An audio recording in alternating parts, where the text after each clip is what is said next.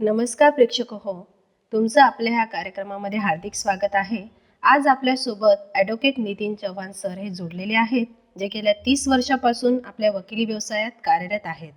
त्यांनी मूल्य आणि आध्यात्मिक या विषयात MSc गोल्ड मेडलिस्टसुद्धा प्राप्त केलेला आहे. आज आपण एक आगळावेगळा विषय घेऊन आलेलो आहोत. आपले पूर्वज आपल्याला नेहमी म्हणींद्वारे शिकवणी देत असत. तर असेच काही म्हणी आज आपण सरांकडनं जाणून घेऊया. तर चला आपण आता सरांकडे वळूया. नमस्ते सर. नमस्कार. आपल्या प्रोग्राममध्ये तुमचे हार्दिक स्वागत आहे. सर, आपण नेहमी म्हणी हे ऐकत असतो, आपले पूर्वज आपल्याला नेहमी शिकवत असतात. तर या म्हणींचा आम्हाला थोडक्यात अर्थ सांगा. म्हणी म्हणजे काय? म्हणी म्हणजे काय?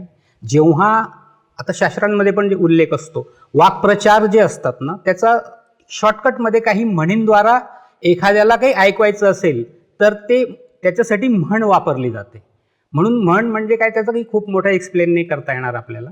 पण म्हण म्हणजे काय, एखाद्याला एखादी गोष्ट जर सांगायची असेल तर ती म्हणींच्या माध्यमातून आपण सांगत असतो. हो, बरोबर आहे. एवढा विशेष त्याचा काही खूप मोठा विस्तार करण्यासारखा काही तो विषय नाही आहे. अच्छा, तर अशीच मी एक तुम्हाला विचारते, अंतमती सोगती याचा अर्थ काय असतो? अच्छा, अंतमती सोगती याचा अर्थ असा असतो की ज्या वेळेस मनुष्य शरीर सोडतो म्हणजे मृत्यू होतो, त्यावेळेस त्या मनुष्याची मृत्यूच्या वेळेस शरीर सोडत असताना त्याच्या मनात कोणते विचार सुरू आहेत, त्याचे जे विचार सुरू असतील मृत्यूच्या समयी, मृत्यूच्या वेळी, तर त्या पद्धतीने जसे त्याचे विचार असतील तसा त्याचा जन्म होईल. सोगती. अच्छा, गती म्हणजे काय? मरताना तो काय विचार करतो? म्हणजे जसं तो काय विचार करतो तर अति ते तर तणावात आहे मनुष्य, का अति खुश आहे जाताना शरीर तर सोडताना? ते त्याच्या जीवनात काय घडामोडी घडलेल्या आहेत, त्याचं जीवन कसं राहिलेलं आहे त्याच्यावर ते डिपेंड करेल. त्याने जीवनात कोणत्या प्रकारचे विचार त्याच्या मनात जास्त प्रकारे चालायचे, त्या पद्धतीने शरीर सुटताना त्याने नेमके त्याच्या मनात काय जे विचार चालू असतील, चांगले असतील चांगला जन्म होईल, वाईट असतील वाईट जन्म होईल, म्हणजे साधारण घरात जन्म होईल, असा त्याचा अर्थ असतो. अंतमती सोगती म्हणजे एखादी व्यक्ती शरीर सोडत असताना मृत्यूच्या वेळी त्याच्या मनात चालू असलेले विचार, त्या विचारांप्रमाणे त्याचा जन्म होईल, असं त्याचा अर्थ अंतमती सोगती. अच्छा, जसं आता काही काहींचे असे असतात की इच्छा अपूर्ण राहून जातात शरीर सोडताना, तर त्यांचं कसं असतं? काही म्हणजे इच्छा राहून जातात, अगदी इच्छा राहून जातात म्हणजे आता हा विषय म्हणीशी निगडीत तर नाहीये, पण इच्छा राहून जाणं म्हणजे काय, जेव्हा एखादी व्यक्ती स्वतःला तो म्हणजे ज्याला ज्ञान माहीत राहत नाही आत्म्याबद्दलचं, तर अशी व्यक्ती काय करते, त्याची इच्छा खूप असतात आणि त्या इच्छा ज्या त्याच्या पूर्ण होत नाही. कलियुगामध्ये काय इच्छा पूर्ण होणार? तुमच्या सगळ्या इच्छा तर पूर्ण होऊ नाही शकत. तर इच्छा म्हणजे काय, आपल्या मनामध्ये जेव्हा एखादी हे पाहिजे, मला माझ्याकडे गाडी पाहिजे, बंगला पाहिजे, पैसा पाहिजे, याला आपण इच्छा म्हणत असतो. तर काय प्रश्न केला होता तुम्ही? तेच ना, इच्छा राहून जातात. इच्छा राहून जातं म्हणजे काय, आता कर्म त्याच्या जर नशिबात ते नसेल तर ते त्याला मिळणार नाही. इच्छा तर मनुष्य कोणती पण इच्छा व्यक्त करू शकतो, मला हे पाहिजे ते पाहिजे. सुगती. ओके, आता आपण नेक्स्ट कडे वळूया. एक अशी आहे की अंतकाल जो स्त्री सिमरे, ऐसी चिंता में जो मरे, वलवल वेश्या योनि को अवतरे, अंतकाल जो नारायण सिमरे, ऐसे चिंता में जो मरे, वो नारायण को पाए. हा जो दोहा आहे ना, हा दोहा गुरु ग्रंथ साहिब या ग्रंथामधला आहे. अच्छा, हां, त्याच्यात हा उल्लेख आहे. अंत समय जो श्री सिमरे, वलवल वेश्या योनी को अवतरे. म्हणजे मृत्यूच्या वेळेस जेव्हा एखादी व्यक्ती, एखादा मनुष्य, त्याच्या मनात जर स्त्रीविषयी आठवण येत असेल किंवा स्त्रीचा जर का तो विचार करत असेल, हा विचार त्याच्या मनात काय येईल, जेव्हा कलियुगामध्ये मनुष्य काम विकाराच्या अधीन झालेला असतो, त्याच्या मनात स्त्रीविषयी जास्त आठवण येत असते. आणि जर का त्याने त्याच्या जीवनामध्ये स्त्री सोबत जास्त संग केलेला असेल तर मृत्यूच्या वेळेस काय होईल, त्याला स्त्री जास्त आठवेल. तर म्हणून तो दोहा आहे की अंत समय जो श्री सिमरे वलवल वेश्यायुनी म्हणजे वेश्यायुनी म्हणजे ते वेश्यायुनीत जाणार. त्याचा अर्थ असा आहे की तो पुढच्या जन्मातही तो विकारी राहील, कामविकारामध्ये त्याला जास्त त्याचा मोह राहील, असा त्याचा अर्थ आहे. पुढे आणखी काहीतरी पुढे हे असं होतं की अंतकाल जो नारायण सिमरे ऐसी चिंता में जो मरे वो नारायण को पाए. नारायण को पाए. बरेचसे जण पूर्वीच्या आजपासून 50-100-200 वर्षापूर्वी बरेचसे लोक काय करायचे, मुलाचं नाव नारायण ठेवून द्यायचे. नारायण नारायण, जेणेकरून मुलाला आरोळी मारताना त्यांच्या मुखातून नारायण शब्द बाहेर पडेल. कारण मी सुद्धा माझं गाव आहे धरणगाव, जळगाव जिल्ह्यात. तर तिथं माझ्या घरासमोर एक व्यक्ती, त्याला आणि तो माझा क्लासमेट होता, नारायण जो होता तो माझाच क्लासमेट होता. त्याच्या वडिलांनी त्याचं नाव नारायण ठेवलं होतं. ते नारायण त्याच्यासाठी ठेवलं होतं की जेणेकरून आपल्या मुखातून चांगले शब्द बाहेर पडतील. आणि नारायण सिमरे म्हणजे मृत्यूच्या वेळेस जर का नारायण नारायण केलं, म्हणजे जर का आपण भगवंताची याद केली किंवा एखाद्या देवी देवतांची याद केली तर आपण त्याला आपला जन्म चांगला होईल, असा त्याच्या मागचा तो हेतू असतो, उद्देश असतो. म्हणून ह्या म्हणीचा अर्थ असा आहे की एकीकडे श्री सिमरे वलवल वेश्यायुनी मे अवतरे, आणि आपण दुसरा जर नारायण जर सिमरे तर तो त्याचा जन्म चांगला होईल, एक त्याच्यामध्ये सद्गुण राहतील, चांगले गुण राहतील, दैवी गुण राहतील, असा त्याचा अर्थ आहे. बरोबर आहे. आपण जो कधी कोणी शरीर सोडतो आपण त्याला सांगत राहतो की ईश्वराची आठवण कर, तर गती चांगली होते. कोणी कोणी राम नामाचा जप करतं, बरोबर आहे. कोणी कोणी रघुपती राघव राजाराम पतित पावन सीताराम असं म्हणत असतात. घेऊन मृत्यू ज्याचं झालेला असतो त्याला घेऊन जात असतात. म्हणजे त्या वेळेला जो जात असतो किंवा जो कोणी आजारी असतो त्याला पण आपण त्याच्यासोबत आपण भक्ती करत असतो, म्हणजे देवाचं नाव घेत असतो. तर हा जो दो आहे, ही जी म्हण म्हणतो आपण किंवा याला आपण वाक्प्रचार म्हणतो, याचा उल्लेख गुरु ग्रंथ साहेब मध्ये आहे. अच्छा, छान अर्थ सांगितला सर तुम्ही आम्हाला. त्यानंतर एक असं आहे की अम्मा मरे तो भी हलवा खाओ और बेबी मरे तो भी हलवा खाओ. अच्छा, सुंदर आहे. ही म्हण जी आहे ना, याचा अर्थ असा आहे की कलियुगामध्ये मनुष्य एक शक्तिहीन झालेला असतो, आणि शक्तिहीन मनुष्य जेव्हा भक्ती मार्गामध्ये किंवा ज्ञान मार्गामध्ये तो असतो तर त्याचं सतत चांगलं चिंतन सुरू असतं. तर अशा चिंतनामध्ये जसं ज्ञान मार्गामध्ये पण आपण म्हणतो की जेव्हा आपली आत्मा आपण शक्तिशाली जर असेल केलेली तर तिच्या समोर घडणारी जी घटना आहे ना ती अगदी नॉर्मल आणि एकदम लहान वाटायला लागून जाते. पहाड जरी आला तरी त्याला राई वाटते. पण कलियुगामध्ये ज्याच्याकडे ज्ञान नाही, भक्ती नाही, ज्ञान नाही, भक्तीचा तो फार वेगळा विषय, ज्ञान, विशेष करून ज्ञान प्राप्त झाल्यानंतर जेव्हा तो आपण आत्मा समजून आपल्या पित्याला याद करतो तेव्हा आपली आत्मा शक्तिशाली होते, आणि आत्मा आपली जेवढी शक्तिशाली होते तेव्हा आपल्या समोर होणारी जी घटना असते ती आपल्या समोर अतिशय नॉर्मल वाटत असते. तर याचा अर्थ असा आहे, अम्मा मरे तो भी हलवा खाओ, म्हणजे काही डबा उघडून हलवा खायचा असा अर्थ नाहीये तो. त्याचा अर्थ असा आहे की तुमच्या घरात कोणती पण वाईट घटना, दुःखदायी घटना जरी घडलेली असेल तरी सुद्धा तुम्ही तुमचं चिंतन इतकं सकारात्मक पाहिजे की तुम्ही ज्ञानाचा हलवा खायला पाहिजे, हिम्मत ठेवायला पाहिजे. म्हणजे काय, जी घटना घडलेली आहे ती तर घडणार, जे घडलेली आहे कोणत्या वेळेने घडणारच आहे. त्याच्यात आज नाही तुमच्या कोणत्याही चिंतनाने ती काही घटना पुन्हा हे होऊन जाणार. एखाद्याचा मृत्यू झाला असेल, मृत्यू झालेली व्यक्ती तर काही जिवंत होणार नाही. मग हलवा खाणं म्हणजे काय, आपण ती स्मृती ठेवायला पाहिजे की मी ज्ञानी आहे, माझ्याकडे सगळं ज्ञान आहे, असा त्याचा अर्थ. बीबी मरे तो बी हलवा खाओ, म्हणजे घटना कोणती पण घडू द्या, कोणाचाही मृत्यू घरात झाला असेल, वाईट घटना झाली असेल, दुर्घटना घडली असेल तर तुम्ही ज्ञानचं सिमरन करत राहा. म्हणजे काय, परमात्माचे चिंतन करत राहा, काहीतरी चांगल्या गोष्टी करत राहा, तुम्ही वाचन करत राहा, असं त्याचा अर्थ होतो.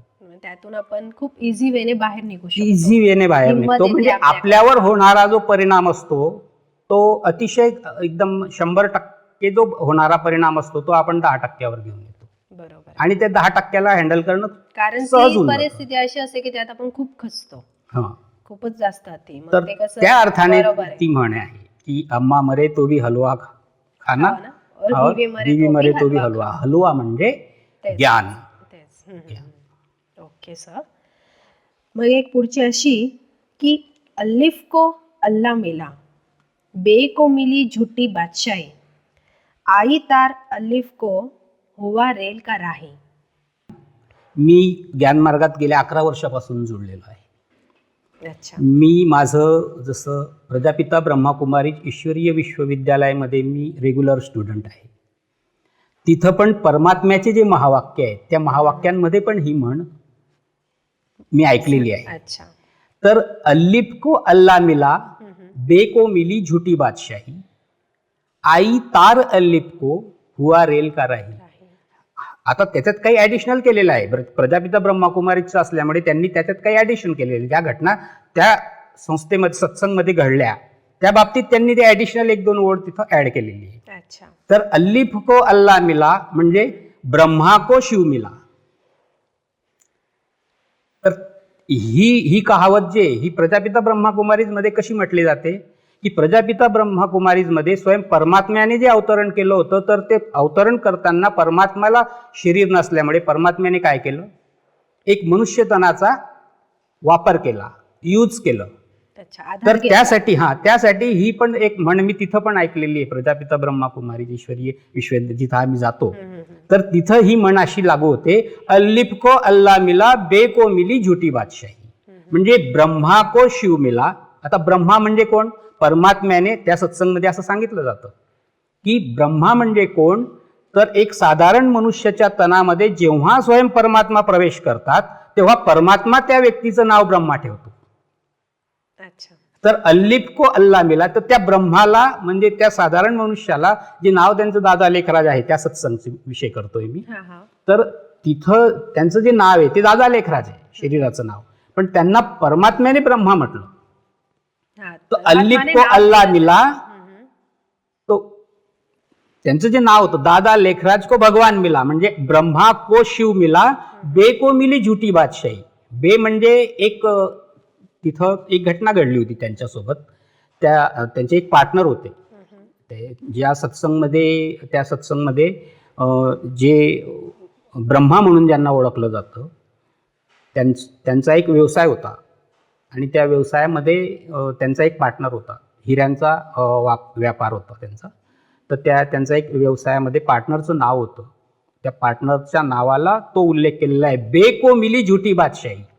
अच्छा. हाँ, बे को मिली झूठी बादशाही म्हणजे ब्रह्मा को शिव मिला और जो सेवकराम होता पार्टनर, त्याचं नाव सेवकराम होतं, त्याला काय मिळालं तर त्याला झूठी बादशाही. कारण हे जेव्हा त्या सत्संगाचा विषय आहे म्हणून जरा मी फोड करून सांगतोय. त्याच्यात असं झालं होतं की यांचं परमात्म्याची प्रवेशता झाल्यामुळे काय झालं, यांचं मन उडून गेलं की मला नको आता हे.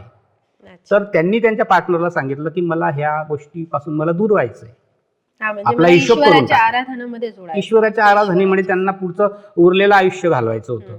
तर त्यांनी काय केलं, त्यांच्या पार्टनरला सांगितलं की बा तुला जो काही हिशोब करायचा असेल तुझ्या पद्धतीने करून घे, तुला जे ठेवायचं असेल तू ठेवून घे, मला जे द्यायचं असेल ते मला देऊन टाक.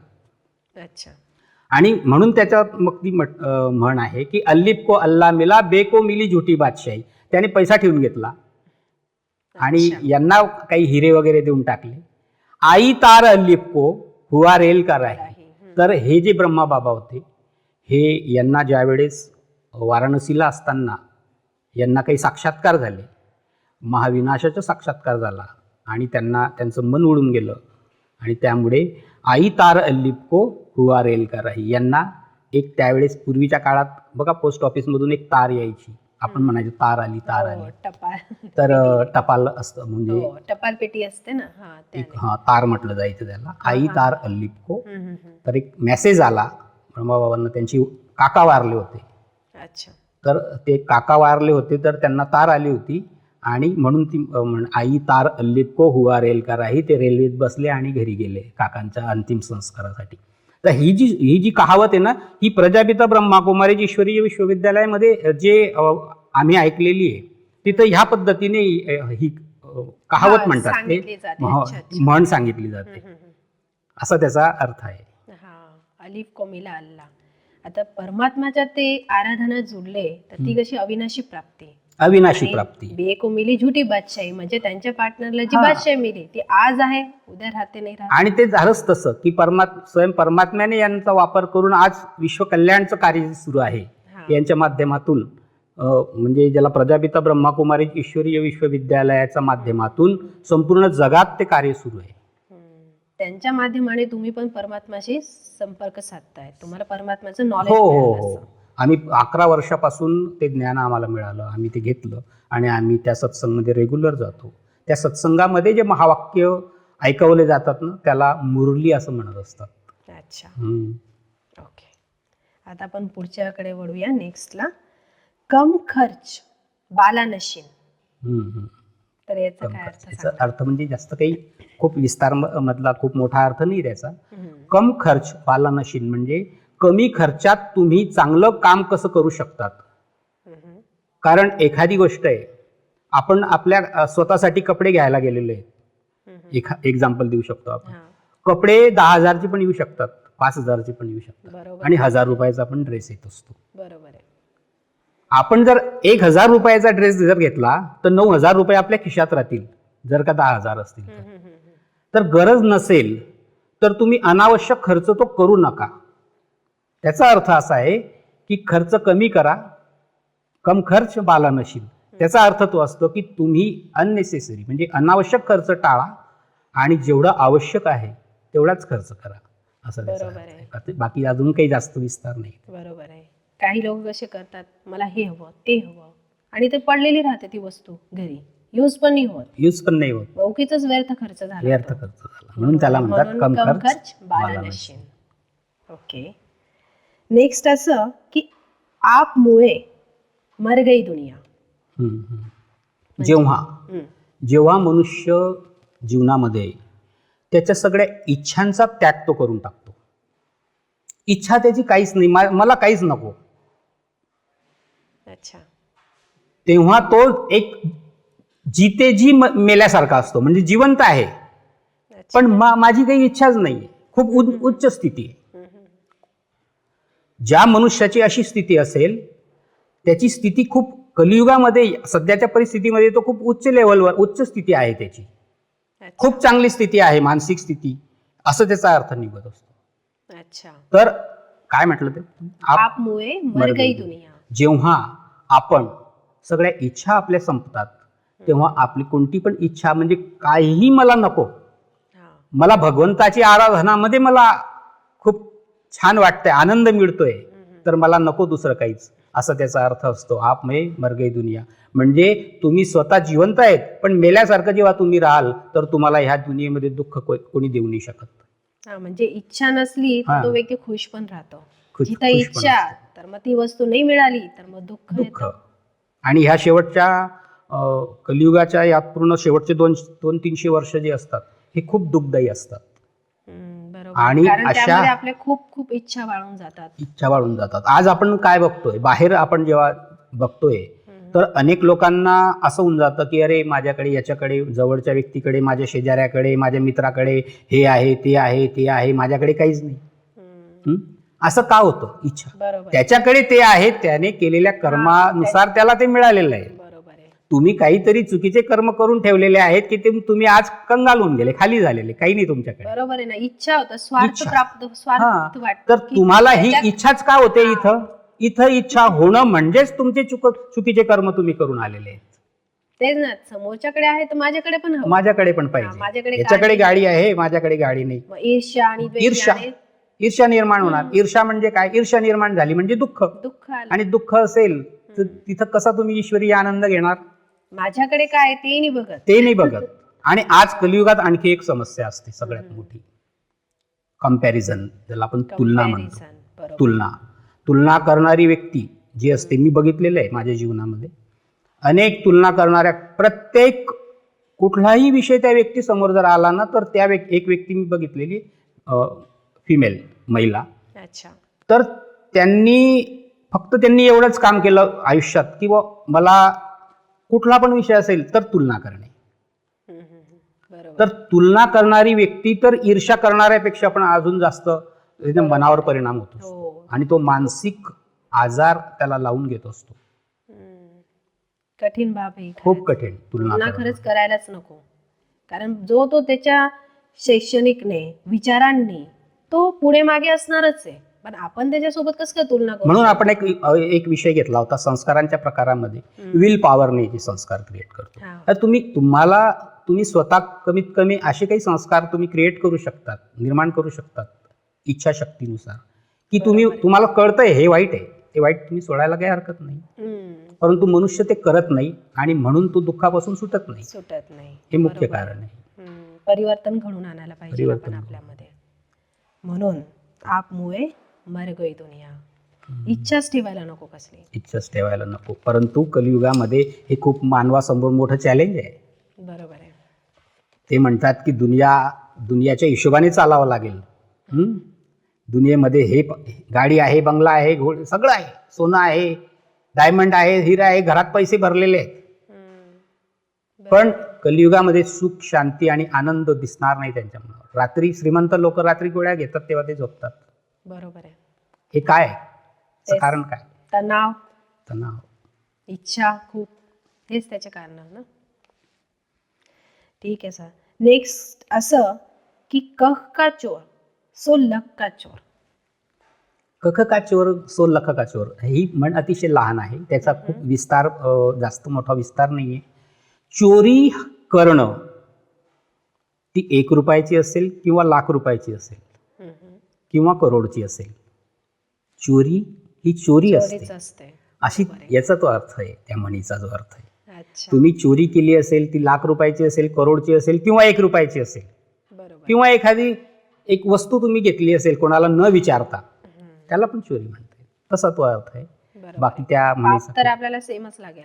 तुम्ही मोठी करा का छोटी, सारखंच झालं. पण त्याची कॉन्सिक्वेन्सेस, छोटीची कॉन्सिक्वेन्सेस छोटीच असते, पण त्याला चोरी म्हणतात. हा, चोरी तर म्हणणार. परिणाम जे आहे, परिणाम मोठं केलं असेल तर परिणाम त्याचा मोठाच होईल.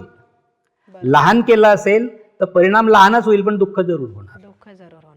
कधी कधी कोणी असा विचार पण करतो की मी घेऊन घेतलं तर काय हरकत आहे, काय गरज आहे मला सांगायची, नंतर सांगून देईल. पण शेवटी ते तर चुकीचंच झालं ना, चुकीची वागणूक आहे. ओके. नेक्स्ट असं सर की हात काढे दिल यार्डे. सिंधी भाषेतली म्हण आहे. अच्छा. हात कारडे दिल यार्डे. सिंधी भाषेतली ही म्हण आहे. हात कारडे दिल यार्डे. काम हाथ से करते रहो, मन से भगवान की याद करते रहो. अच्छा. हात कारडे दिल यार्डे. दिल म्हणजे मन, आणि मन म्हणजे मनाने तुम्ही ईश्वराची चिंतन करा. आणि भलेही तुम्ही कुठलंही दररोजचं दैनंदिन जीवनातलं कामकाज करत असाल, नोकरी करत असाल, शेती करत असाल, अजून कोणतं काम करत असाल, ते तुम्ही करत राहा. परंतु ते काम करत असताना परमात्म्याचे चिंतन करा मनाने, असं त्याचा अर्थ आहे. जसं आता म्हटलं पण जाताना की तुम्ही स्वयंपाक करत असलात तर ईश्वराच्या आठवणीत करणार, तर ते पॉवरफुल होऊन जातं. हा, म्हणून एक म्हण आहे त्याच्यावर, जैसा अन्न वैसा मन. बरोबर. तो अन्न जैसा अन्न वैसा मन म्हणजे काय? अन्न बनवणारी जी कोणी व्यक्ती असेल, ती अन्न बनवत असताना म्हणजे स्वयंपाक करत असताना ती कुठल्या विचारात तो स्वयंपाक करते, त्याचा परिणाम त्या स्वयंपाकावर होणार, आणि परिणामी ते स्वयंपाक जो व्यक्ती खाणार त्याच्याही मनावर तो परिणाम होणार. म्हणून म्हणतात जैसा अन्न वैसा मन. म्हणून आपण परमात्म्याच्या आठवणीत बनवू तर ते खूप पॉवरफुल राहील, प्रश्नच नाही. खूप जसं मंदिरांमध्ये पण ब्राह्मणांद्वारे जे बनवलं जातं ते तर ईश्वराच्या आठवणीतच करतात, आणि ते किती पॉवरफुल असतं. म्हणून त्याला प्रसाद म्हटलं जातं. बरोबर. म्हणून घरीही दररोज स्वयंपाक करत असताना महिलांनी जर हा नियम पाळला की मला अर्धा तास 1 तास जेवढा पण वेळ लागतो दररोज स्वयंपाक करायला, तर ती पूर्ण वेळ मला जास्तीत जास्त कसं भगवंताची आठवण राहील, मनाने कसं मला चिंतन करता येईल भगवंताचं, याचं जर का विचार करून किंवा याचं भान ठेवून जर का रोज ते काम जर केलं, तर तुम्ही परमात्म्याला प्रसाद अर्पण करून ते भोजन जर केलं तर निश्चित तुमच्या मनावर त्याचा सकारात्मक परिणाम होईल आणि त्याची रिझल्ट तुम्हाला तुमच्या जीवनात बघायला मिळतील. हो, दैनंदिन कार्यक्रम म्हणजे आपला जे जॉब असतो तिथं पण आपण केलं तर आपल्याला ईश्वराची साथ लाभते. बरोबर आहे. म्हणून म्हटलं जातं की हात काढे दिल यार्डे. अच्छा, धन्यवाद सर. तुम्ही आम्हाला इतक्या सुंदर म्हणींचा अर्थ सांगितलेला आहे, त्यामुळे तुमचा खूप खूप आभार आहेत. सरांनी आज आपल्याला खूप सुंदर म्हणींचा अर्थ दिलेला आहे की काय असतो त्यांचा अर्थ. तर असंच आपण सरांसोबत काही नवीन एपिसोडमध्ये काही म्हणींबाबतीत जाणून घेऊया. तोपर्यंत नमस्ते.